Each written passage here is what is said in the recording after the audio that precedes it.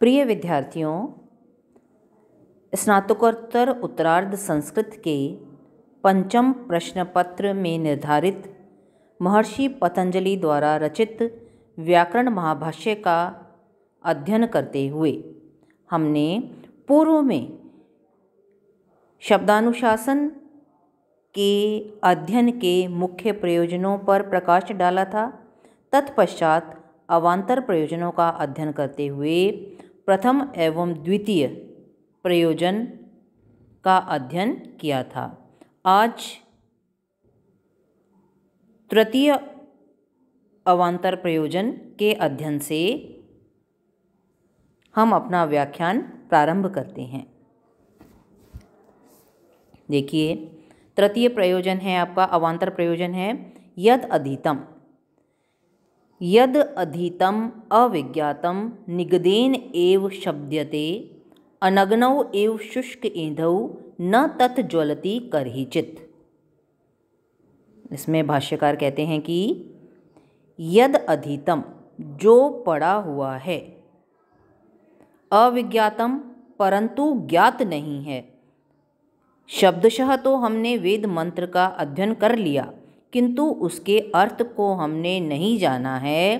अर्थ रूप से वह अविज्ञात है। निगदेन एव शब्द्यते, निगदेन एव केवल उच्चारण से ही, शब्द्यते उच्चारित होता है, अर्थात शब्द मात्र से ही, अर्थ को जाने बिना केवल शब्द मात्र से ही जिसका उच्चारण किया जाता है, वह अध्ययन अनग्नौ इव वैसे ही निरर्थक होता है जैसे अनग्नौ शुष्क ईंधौ, सूखा ईंधन अग्नि के बिना कभी भी प्रज्वलित नहीं होता है। जिस प्रकार प्रज्वलित होने के लिए ईंधन और अग्नि का संयोग आवश्यक है, जिस प्रकार प्रकाश के लिए, ऊष्मा के लिए सूखे ईंधन के साथ साथ अग्नि का संयोग भी आवश्यक है, उसी प्रकार वेद ज्ञान की सार्थकता, वेद के अध्ययन की सार्थकता तभी है जब हम शब्द ज्ञान के साथ साथ उसके अर्थ ज्ञान को भी हृदयंगम करें। तस्मात्, इसलिए हम अनर्थकम मा अधिगीष्म, अनर्थक अर्थात अर्थ ज्ञान रहित अध्ययन करने वाले न होवें, इसके लिए अध्येयम व्याकरणम, व्याकरण शास्त्र का अध्ययन करना चाहिए। हम अनर्थक अर्थात अर्थ ज्ञान रहित वेद मंत्रों का अध्ययन करने वाले न बने, इसके लिए व्याकरण का अध्ययन करना चाहिए। वस्तुतः अर्थज्ञ की वेद मंत्रों के अर्थों को जानता है, जो ऐसे व्यक्ति की सर्वत्र प्रशंसा होती है। लेकिन जिसने अर्थ ज्ञान के बिना ही केवल शब्दों से, शब्द मात्र से, उच्चारण मात्र से वेद मंत्रों का अध्ययन किया है, वह सर्वत्र निंदा का पात्र बनता है। वेद मात्रों का शब्द मात्र ग्रहण अर्थात मात्र कंठस्थीकरण सर्वथा निष्प्रयोजन है। अर्थ ज्ञान से रहित वेद का अध्ययन निरर्थक है।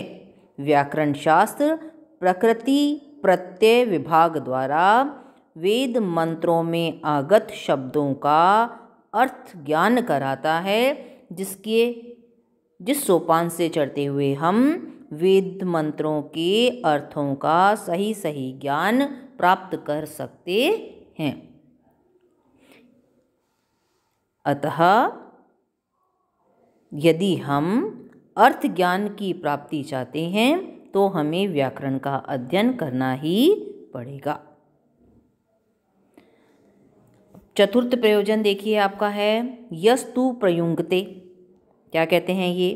यस्तु प्रयुंगते कुशलः विशेषे शब्दान यथावत् व्यवहार काले स अनंतम आपनोति जयम परत्र वाक योगविद दुष्यति च अपशब्दै। क्या कहते हैं यहाँ? देखिए ध्यान से आप,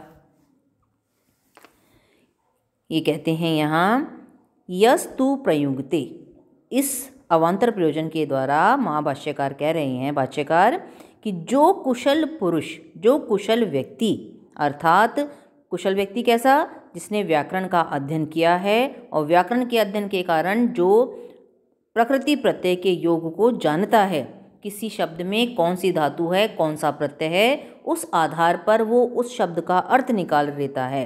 ऐसा संस्कारविद विशेष व्यवहार काल में, अर्थात एक ही शब्द अलग अलग स्थल पर अलग अलग स्थिति में भिन्न भिन्न अर्थ को प्रकट करने वाला होता है। तो कहते हैं कि विशेष व्यवहार काल में शब्दों का यथावत प्रयोग करता है जो व्यक्ति, वह परत्र अर्थात परजन्म में अनंत जय को प्राप्त होता है तथा वाक योगविद यानी वाणी के योग को जो जानता है वह व्यक्ति अपशब्दों के ज्ञान से दोष को प्राप्त करता है।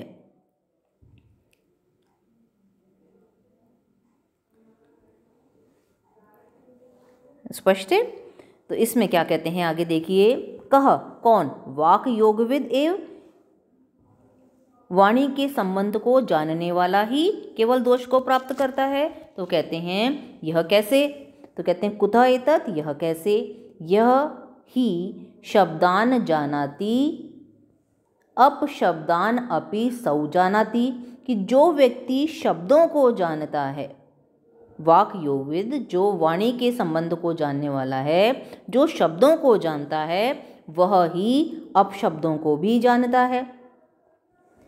यथा एव ही, जैसे शब्द ज्ञाने शब्द के ज्ञान में धर्म एव धर्म होता है, अपशब्द ज्ञाने अपि अधर्मः, ठीक उसी प्रकार से अपशब्दों के ज्ञान में अधर्म होता है।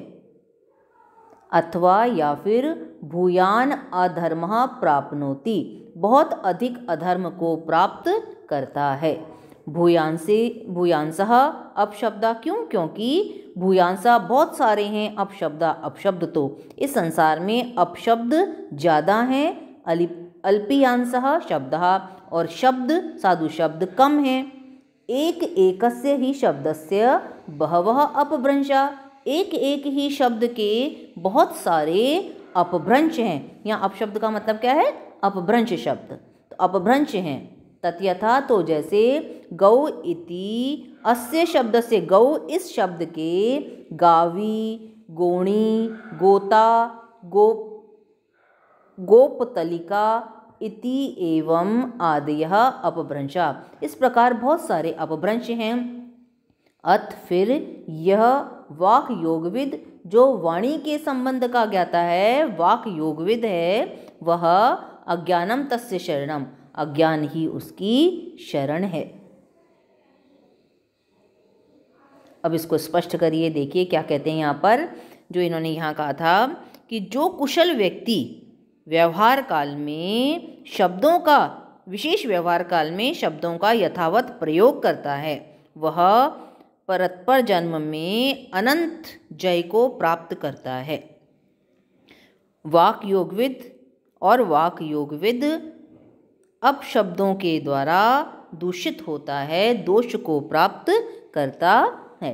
तो यहाँ ये कहते हैं कि दोष को कौन प्राप्त करता है, तो कहते हैं, उत्तर देते हैं वे, वाक योगविद जो वाणी के योग को जानता है। व्याकरण शास्त्र के अध्ययन द्वारा जिसने शब्द और अर्थ के ज्ञान को प्राप्त कर लिया है, शब्दों की क्या व्युत्पत्ति है इसका ज्ञान प्राप्त कर लिया है, वस्तुतः वह वाक योगविद कहलाता है। कुतः एतत्, तो वह दोष का भागी कैसे बनता है, तो कहते हैं कि जो शब्दों को, जो वाक योगविद है वो शब्दों को जानेगा, तो निश्चित है अब शब्दों का ज्ञान भी उसे होगा ही। अगर गिलास आधा भरा हुआ है और आप कहते हैं कि ये गिलास आधा भरा हुआ है, तो आपको स्पष्ट दिख रहा है कि आधा खाली भी है ना। तो उसी प्रकार से जो वाणी का ज्ञाता, वाणी के संबंध को जानने वाला जो व्यक्ति शब्दों को जानता है, शब्दों का जिसे ज्ञान है, उसे निश्चित रूप से अपशब्दों का भी ज्ञान होगा ही, उसे अनिवार्य रूप से अपशब्दों का ज्ञान भी होगा ही। वस्तुतः शब्दों के ज्ञान से धर्म की प्राप्ति होती है और अपशब्दों के ज्ञान से अधर्म की प्राप्ति होती है। इस आधार पर तो वाक योगविद अधर्म को ज़्यादा प्राप्त करेगा। क्यों? क्योंकि इस संसार में शब्द कम हैं, उनकी तुलना में अपशब्द कहीं अधिक हैं। तो अपशब्दों के ज्ञान के कारण वह अधर्म का पात्र बनेगा, दोष का भागी बनेगा। यहाँ आपको मैं फिर स्पष्ट कर रही हूँ कि अपशब्द का मतलब है अपभ्रंश शब्द। आगे कहते हैं वो कि शब्द कम क्यों हैं और अपशब्द ज़्यादा क्यों हैं। कहते हैं वस्तुतः एक एक शब्द के बहुत सारे अपभ्रंश शब्द हैं। जैसे एक साधु शब्द है आपका गऊ, और उसके अपभ्रंश कितने सारे हैं, गावह, गोणी, गोता, गोपतलिका आदि आदि। तो कहते हैं कि जो वाक योगविद अतयो अवाक योगविद, जो वाक योगविद नहीं है, अज्ञानम तस्य शरणम, अज्ञान उसका शरण बन जाएगा। अर्थात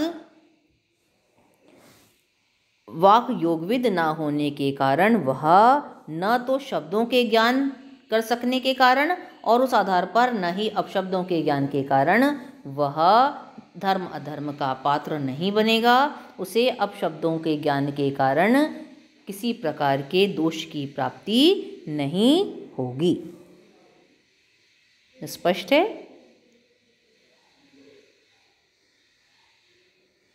अब इसका अध्ययन करिएगा। आपको अगर कुछ समझ में न आए तो आप पूछ सकते हैं, आपका स्वागत है। कल इसी क्रम में हम आगे बढ़ेंगे।